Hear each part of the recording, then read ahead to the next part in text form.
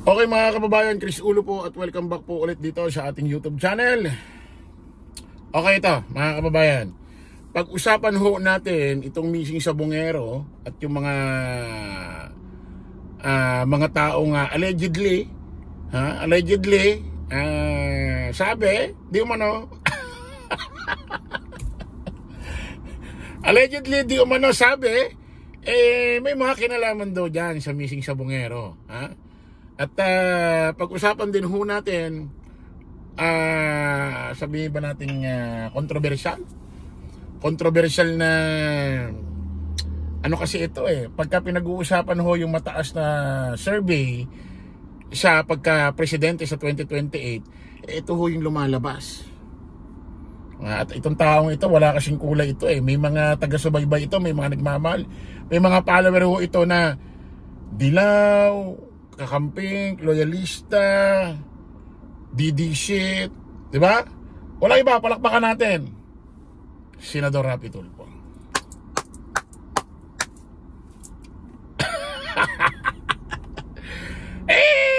Kaya talaga makakauno natin kasi minsan lang sumipsip. Okay, ito pag-usapan ho natin mga kababayan. Ako, naloko na, eto na. Alam naman ho natin si Senador Rapi Tulfo mga kababayan, hindi ho basta-basta sumasali sa issue yan.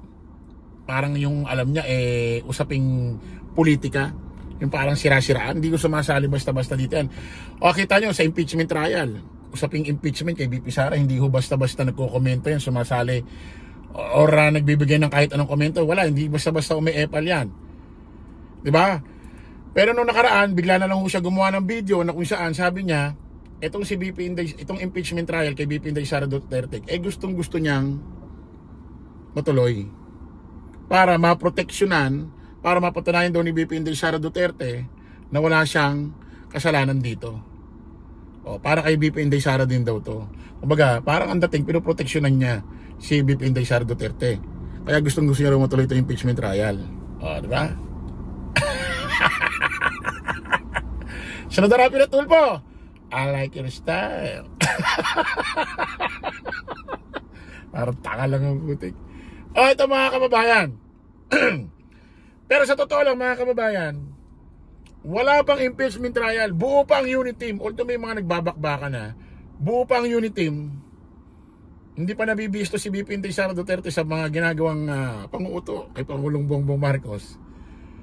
Ang unang nag-expose kay BP Inday Sara Duterte at dyan sa DepEd na mayroong nangyayaring katiwalian, tanong, question kung saan napupunta ang milyong-milyong pera, walang iba kundi si Senador Rapi Tulfo.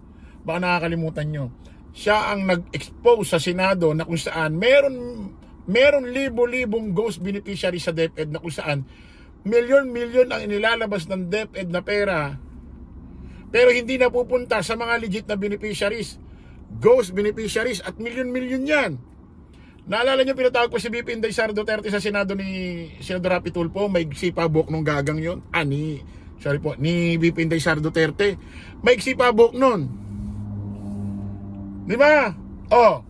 Ngayon ito mga kababayan, usaping missing sa Bungero, nagsalita na rin. Si Senador Rapi Tulfo. Nako, kabahan na kayo kung sino mga involved dyan. Mga mastermind dyan, mga nababanggit dyan, mga allegedly, mga di umano allegedly, mga di umano mastermind daw dyan, kasabwat daw dyan. At nako, may babalaho si Senador Rapi Tulfo sa Philippine National Police. Nako, matindi ito. Ano to, Senador Rapi Tulfo versus General Torre? Naloko na. Eto na. Play natin. Wala si Senador Rapi Tulfo sa mga pulis na hindi aayusin ang investigasyon sa pagkawala ng mga sabungero. Kailangan din anyang mawala ang mga duda na planted ang mga na-recover na ebidensya. Narito ang agenda report ni Dexter Garibe ng Abante Radio. Good job, Senador Rapi Tulfo, ang ginagawa ng mga otoridad, lalo na ang Philippine Coast Guard, sa pag-recover ng mga posibleng ebidensya sa missing Sabongeros case sa Taal Lake. Pero may babala siya sa investigasyong sinasagawa ng PNP. Nako. Kung ano yung mga ginagawa natin mga otoridad, suportahan natin. Fully support ako dyan. May mga korte tayo. However, pag nakita ko yung mga pulis natin, medyo binawasi-wasi yung ginagawa investigasyon, magsasalita ako. Nako. Magsasalita ako. Ito mga kababayan, itong ganitong klaseng pahayag ni Senador Rapi Tulfo, ay sa totoo lang, si Senador Rapi Tulfo, puti.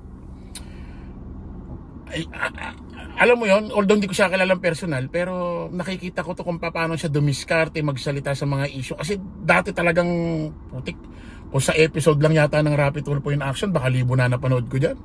Dahil lagi ko sinusundan ho yung mga kasong hinahawakan niya sa Rapi Tulfo in action nung nagtatrabaho pa ako dati sa office. Libangan ko mga video niyan. Medyo nakakabisado ko yung kung paano siya bumuka. Ito mga kababayan, itong klaseng ganitong pahayag ng Senador Rapi Tulfo, hindi ibig sabihin ito, wala siyang tiwala sa Philippine National Police. May tiwala yan. Actually, alam ko yung tatay niya, police din dati. Ito, pahayag niya, banta niya sa mga... Kasi alam naman natin, di umano, allegedly, allegedly, ito daw mga suspect sa missing sa Bungero ay mga pulis. At suspect din daw yung sa war on drugs extrajudicial killing. Yung mga nagtapo ng bangkay, di umano sa mga public cemetery, Taal-Lake, mga pulis din daw. So ibig sabihin, may mga kakilalang pulis din ito. May mga padrino, kumpare, ganito, ganyan. At siguradong may mga pwedeng may mga among pulis din ito na hindi lang papakita. Ngayon, ang ibig sabihin doon sa Senador Rapi Tulfo, yung ginagawang investigasyon ng PNP, yung mga ibang PNP personnel ng mga pulis dyan, baka ma-impluensyahan ho ng pinakapinuno dyan sa missing sa Bungero na kung saan, pwedeng mastermind. Baka ma-operan, baka ganito ganyan, yung mga resulta ibahin, mga ganito guluhin nyo, ganyan ganyan. Tingin ko para doon tong pahayag ni Senador Rapi Tulfo. Tuloy natin. Sabi ni PNP Chief Nicolas Torre III, naghalong buto ng tao at hayop ang nakasilid sa mga narecover na sako sa Taal-Lake. 12 kamag-anak ng mga nawawalang sa Bungero ang kinunan na ng DNA sample para sa cross-matching. Una ng pinabulaanan ng PCG ang aligasyon na planted yung mga narecover na ebidensya sa ilalim ng lawa. Bagay na idinipensa ni Senador Rafi. Hindi planted. Kailangan niya ang forensic expert para mabura ang agam-agam. Meron sila nakita mga buto, then that's a positive development that we should welcome, everybody should welcome.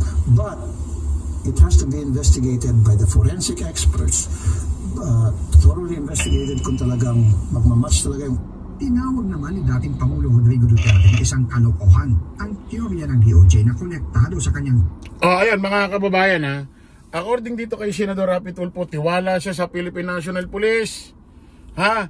At alam mo yung report na yung boto raw na nakuha sa Taal-Lake, according kay General Torre, may halong boto ng tao, may halong boto ng hayop. Ibig sabihin, yung mga gumawa nito, nagsunog din ng hayop, pinagsama sa tao. Para siguro, kung sakaling dumating yung panahon, mahanap itong mga botong ito, maguluhan sa DNA. Ang nakakalungkot dito, according dito kay forensic expert, Dr. Fortune, yung babae, pag daw sunog yung buto, medyo mahirapan daw sa DNA. Kasi yung apoy, yung sumunog daw, nabura na yung DNA test, pero sisikapin pa rin daw niya ay sa kanyang kakayahan. Ito si Fortune, alam ko mga kababayan, hindi ito hawak ng gobyerno. Alam ko private ito. Paki-comment ko sa comment section kung tama ako, kung di ako nagkakamali. Alam ko hindi hawak ito ng kahit anong ahensya ng gobyerno. Ang alam ko, private ito. Hindi siya taga PNP, hindi siya taga NBI.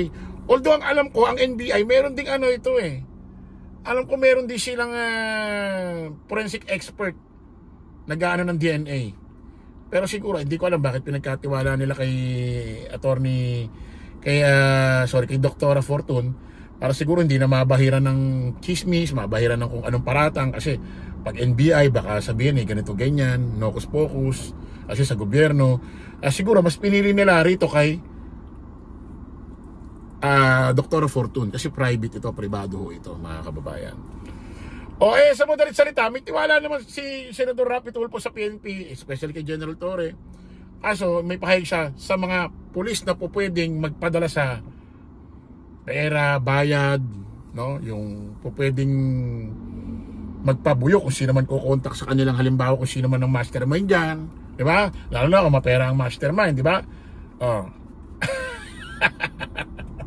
According kay Sekboy Rimulya, putik yung mastermind daw, ultimo hustisya kaya mabili, di ba? Ang vlogger kaya kaya ba? Tanga lang. Direct ko, bigyan mo ako ng isang take dyan. Lights, camera, action! Balita ako dito kay Sekboy Rimulya, ito raw mastermind, ultimo hustisya daw, kaya raw mabili. Ang vlogger kaya ayaw mabili, ha? Pare. Kita ulit tayo sa panibagong vlog. Bye po.